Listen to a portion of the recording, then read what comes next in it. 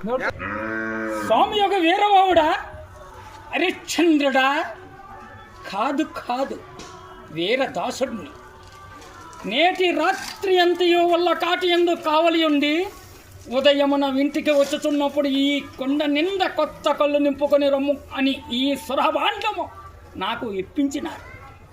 ఓహో సురభాండమా, నువ్వు తగు పూజ్యరాలే.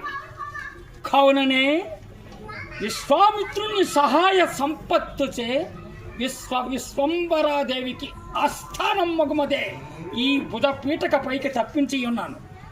ఆహా, ఇక త్వరపడి శ్మశానం వాటికే పోవుదును.